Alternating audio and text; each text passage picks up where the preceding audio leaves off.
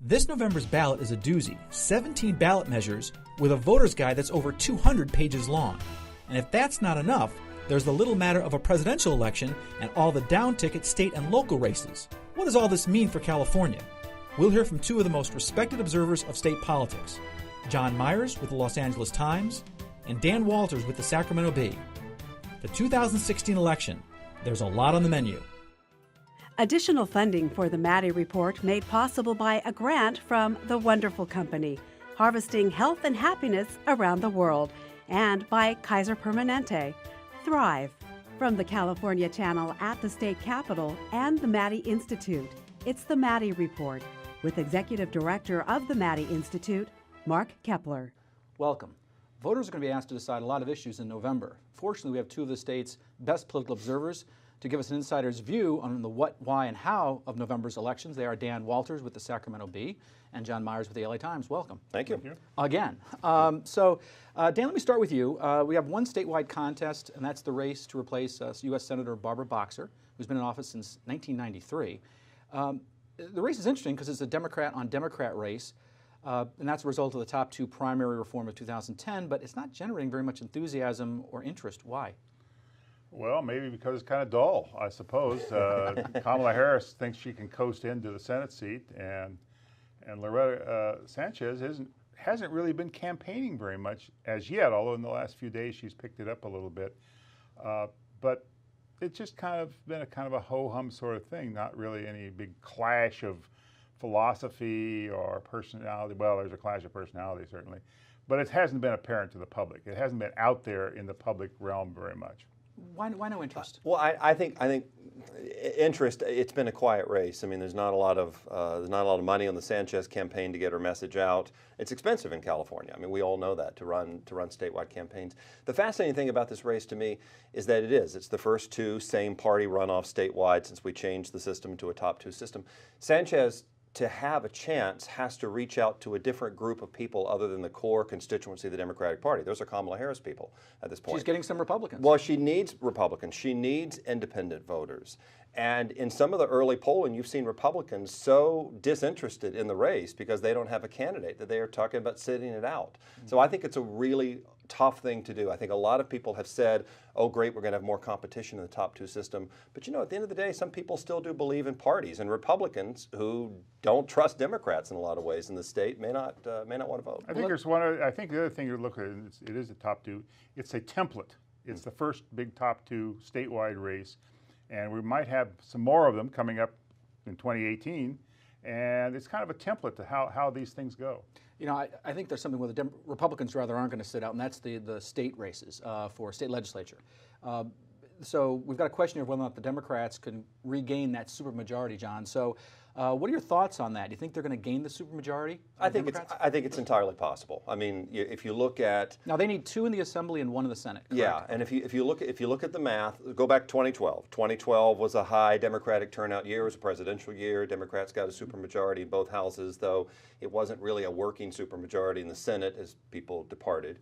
2014 was a low turnout year. Republicans were able to win those seats back in the Assembly. 2016, largely believed to be a pro-Democratic year, presidential race that would turn out a lot of Democrats, may turn out a lot of Republicans too. But those are hard seats to keep. But at the end of the day, what does a 2/3 majority, supermajority get you in the legislature? I mean, do Democrats really believe enough together that they would vote for taxes? Probably unlikely. Do they overturn gubernatorial vetoes? Dan knows the answer to that. They don't. So what does that effectively get you? And I think it's a headline. But after that, you still have to find these coalitions by region and by philosophy. Good point. What do you think, Dan? I agree with all that. I think getting a 2/3 is more symbolic than real. People talk about it, but it's more like bragging rights than it is really anything, particularly since there's a substantial block of moderate Democrats in the Assembly, and may see the emergence of a similar block in the Senate. There are a couple of races going on. So yeah, the Democrats have a good chance of getting back their 2/3 supermajority, but they didn't use it last time they had it, really. And it's unlikely they could use it if they got it this time. It seems like those mods are well placed to have a big role in the state capitol. Well, and also, too, look at the business groups in California. They have correctly identified that they need to play in Democratic Party politics. No offense to our Republican friends, but their ranks are so diminished. if you want to have an impact in the business community, you go to a certain kind of Democrat now more than you do If Republican. you know if it's going to be a top two primary, the Democrats are both going to be 1-2. You're going to pick the one that's going to be more favorable to your pro-business And that's going to negate that issue of tax increases and things like that. I want to ask about the elephant in the room. No The pun elephant in intended. the room? And that's Donald Trump. Is that Republican? That's going to be a Republican reference. That's Donald Trump and the effect that he may have on turnout and maybe some of these down ticket races. What are your thoughts on that? Well, it's just such an unusual set of dynamics. It's so difficult to describe. First of all, Hillary Clinton will win California. We know that. The question is, what does it do, as you say, down ticket races? You could argue that it's going to be a big turnout election because of all the hoopla over Trump versus Clinton, or you could say people are so disgusted they may not turn out at all. And I don't know the answer to that question because it's, as with the top two primary or top two situation in the Senate, it's a unique situation that doesn't really gel with any past history, so you can't really tell what effect that's going to have down thing. I think the Republicans are dispirited, and it may adversely affect that. They have nothing at stake in the state essentially this year. There's not very little for them to turn out for, but who knows? I mean, it's really one of those kind of X factor elections. Well, it is an X factor, and then you look at the level that it could have an impact potentially. And let's look at congressional elections, right? We've got two in the Central Valley. We've got David Valadao, Republican incumbent, Jeff Denham, and Republican incumbent. Both do not want the Donald Trump label. Very likely. Valadao has already said, "I'm not a Trump guy." Denham has kind of said he's really said a lot about it, so stay tuned on that. But those are races that I think you could take a look at. There are probably a handful of other ones. But yeah, at the end of the day, Hillary Clinton wins California. Okay, well, up next, we're going to talk about all those ballot propositions on this November's ballot. Up next, crime and punishment. That conversation in a moment. This is the Maddy Report. Welcome back. We're talking with veteran political observers Dan Walters of the Sacramento Bee and John Meyers of the LA Times about the November election. Looks like we're going to have a Proposition Palapalooza in November with 17 ballot propositions. I was reading that it was 224 pages and over a half pound. Yep. That's a lot of reading. Coming to your mailbox anytime. Okay. So let's talk about some of the more high-profile measures. We'll start with crime and punishment, Dan. Prop 64 would make recreational marijuana legal. Now, California voters rejected a similar measure in 2010, but since then 4 states, Colorado, Washington, Alaska, Oregon, and the District of Columbia, have since passed measures legalizing recreational use of marijuana. Polls indicate significant support this time around. Why is that? Pass. Changes in the electorate over time, demographic changes, attitudinal changes, similar to the changes involving gay marriage. I mean, it's something that just evolves over time, and its time has come. I will tell you, though, what's fascinating about that measure to me is how complex it is. You know, you're talking about the voter guide on a story I wrote on that recently. Prop 64, the Legal Marijuana Initiative, is 33 pages in that document. It's 17,000 words. And in political campaigns, if you can find the complexity and worry the voters that there's something hidden inside of a ballot measure, that's a problem. At least some of the people working on that campaign know that at the outset, people say, legalize pot? Yeah, but the more they think about it and the more they hear about it, the harder the campaign comes. I don't think Dan's wrong, but I think it's going to be interesting to watch. Well, the other thing about it is that a lot of these, not only this measure, but other measures have a lot of ins and outs on these things. These are not simple things. The governor's measure, which I'm sure you're going to get to, is another one. It's only a few words, but the complexity of it in applying it is incredible. If it's complex, then the answer is just no. Sometimes. If there's money for an opposition campaign. Well, actually, there's some money coming in now for the anti-Prop 34 measure. I think $1 million came in recently. Let me ask you about Prop 57. That's the governor's proposal for allowing early release of inmates convicted of specific nonviolent crimes. It follows on some earlier efforts by California in the criminal justice system dealing with realignment in 2011, and Prop 47, which reduced certain drug possessions from felonies to misdemeanors in 2014. So this is the third attempt. You've seen a little bit of a recent uptick in crime statistics. Is that going to doom the measure? I don't think it's going to doom the measure, but it could doom the measure if the opponents, mostly the California District Attorney's Association, had the money to spend on it. That measure has a lot of holes in it, and they've been pointing out those holes. For example, it would apply to all crimes except a handful that are specified in the penal code. And so a lot of crimes that you and I would consider violent, including several forms of rape, are considered non-violent felonies under the governor's measure. but it's not specified in the measure itself. You have to go to the penal code and read a long section of the penal code and to find out by process of elimination what's covered and what's not covered. And the district attorney have done that, and they've pointed out all these crimes, including some that have been very sensational recently, are not considered violent crimes under the governor's measure. You got to read that ballot measure, Yeah, ballot voter guide. I have. I mean, a lot of people probably won't. I think Dan's right, and I think the other part here too is whether the governor, having a large megaphone that he does around the state, can convince California voters that flexibility in the punishment system is better than not flexibility. And he is a guy who pushed forward a rigid system when he was in office before. He's the guy who's got to try to make that case, and I think that's going to be debatable. And he's selling it. He's going to editorial boards and everything.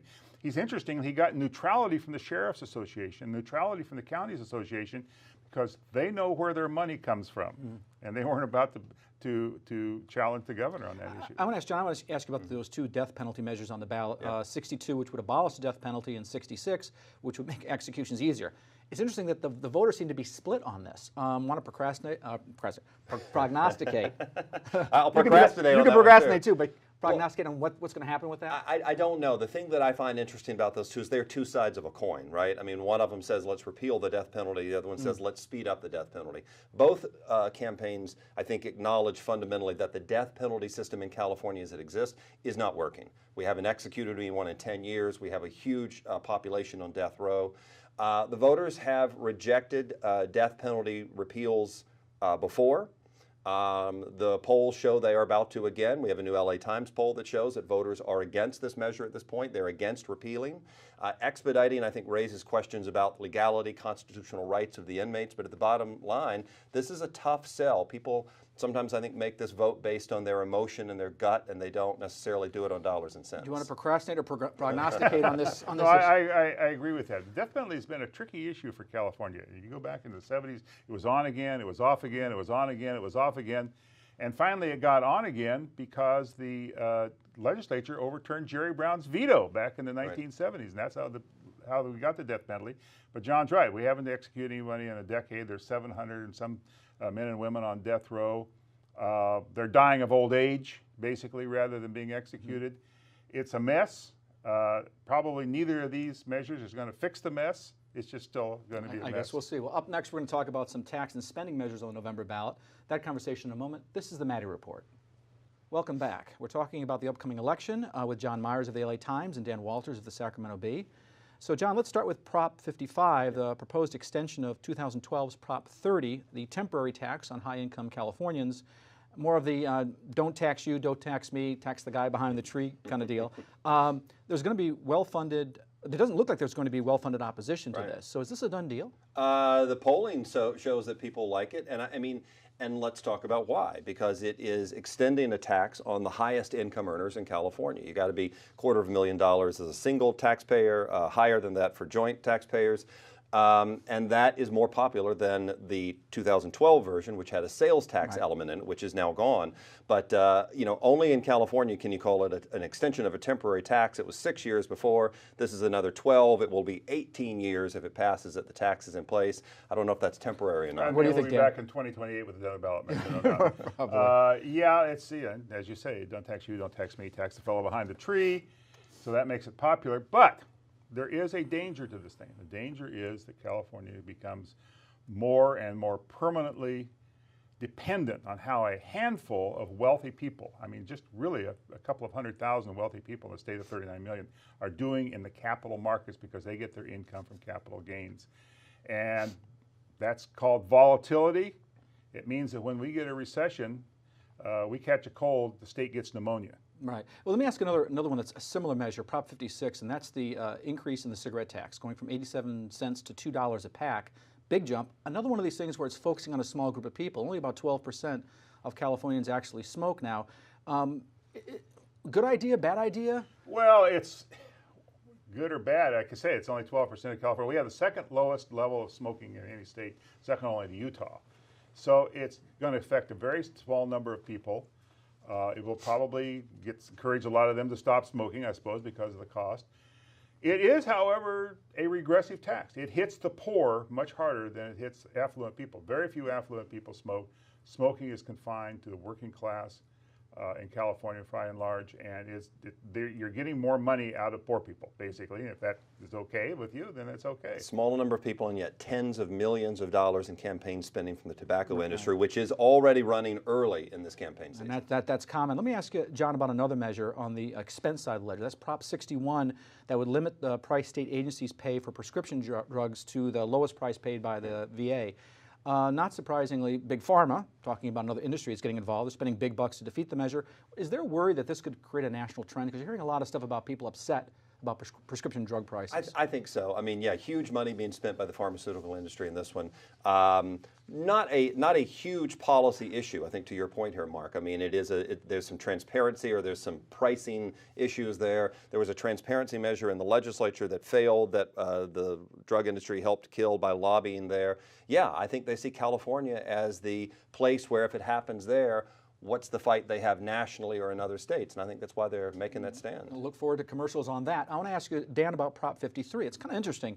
It's primarily funded by this wealthy Stockton area farmer and food processor, Dan Cortopassi? Dean Cortopassi, yes, or Dino, as his friends call him. Yes. He's a wealthy farmer and businessman in Stockton So area. What would this do? What would this measure do?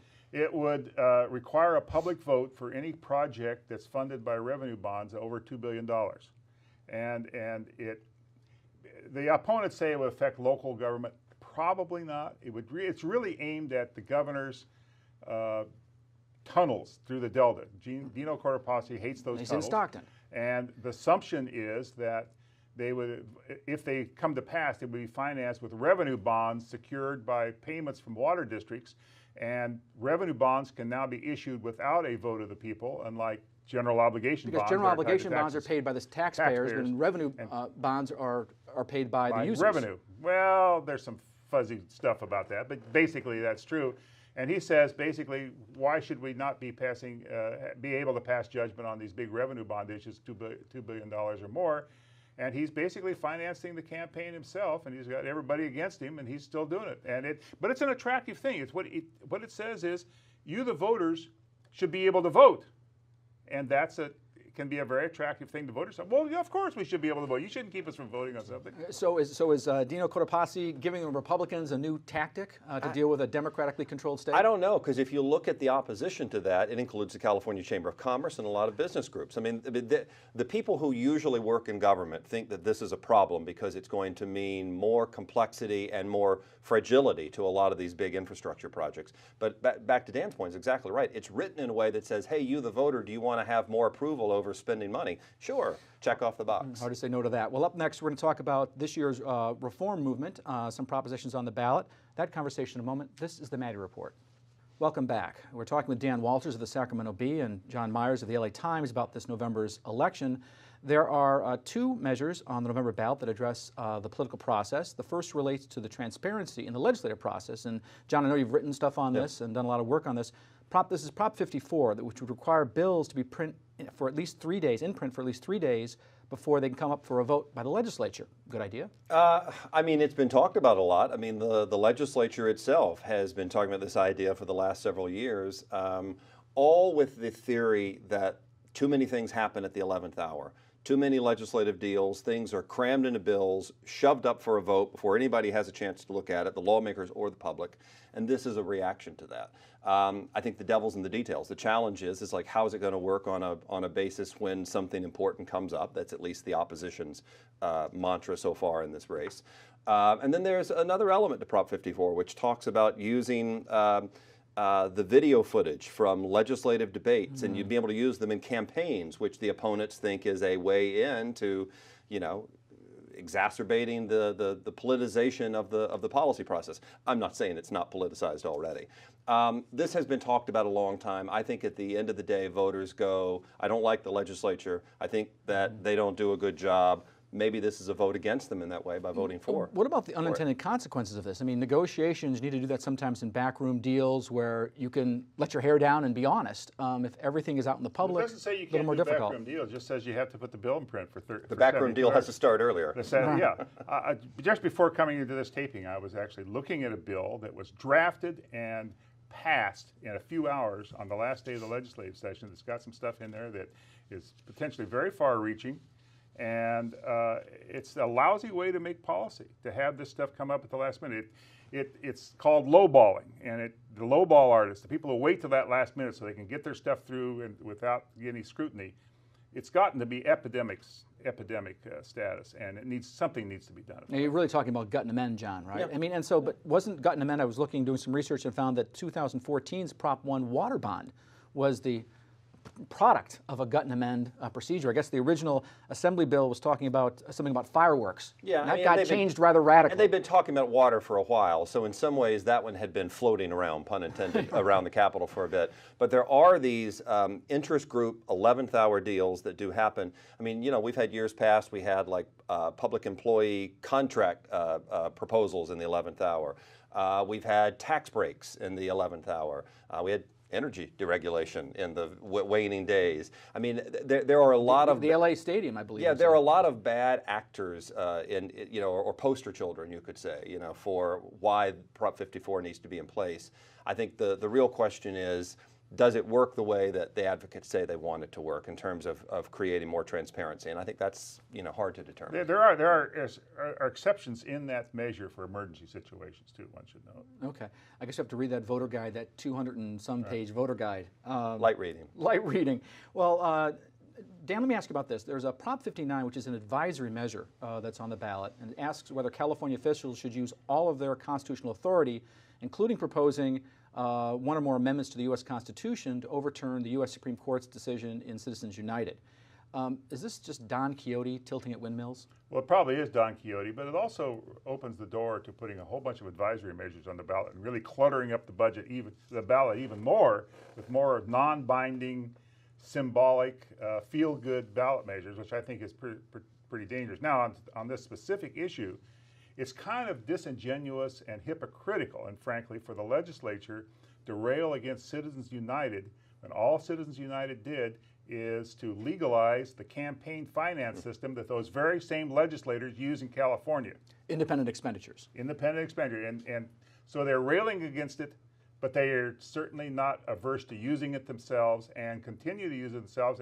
And if they really wanted to do something about it, they would change the California finance system, which they're not willing to do. Yeah. Let me ask you one last question, both of you. John, let me start with you. Yep. So we have 17 measures on the November ballot.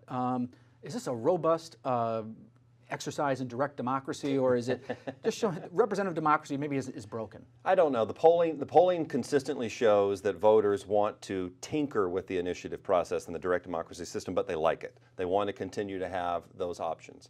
You look at this list of ballot measures, it could have been longer. For instance, minimum wage was going to be on the ballot had it not a deal been struck in the state capitol. But at the end of the day, you have people who don't go to the legislature. And this is not all people who didn't get their say in the legislature. There's some actors here who just went directly to the ballot, and I think there's big money and they're big decisions. 10 seconds. What do you think? I think that by concentrating all these ballot measures in November and not allowing on the June ballot, we've set the stage to have these kind of huge ballots for years and years to come, and we're all going to get sick and tired of it eventually. Okay, with that good news, I want to thank Dan Walters of the Sacramento Bee and John Meyers of the LA Times. If you want to stay up with state and local politics, you can follow the Maddy Institute on Facebook, Twitter, or by logging on to our website at maddyinstitute.org. This is Mark Kepler for the Maddy Report. Thanks for joining us. The views expressed in the Maddy Report are those of the individuals participating in the program and do not necessarily reflect those of the California Channel or the Maddy Institute. If you'd like to share your thoughts about the points and opinions expressed on the Maddy Report, visit our website at maddyinstitute.org.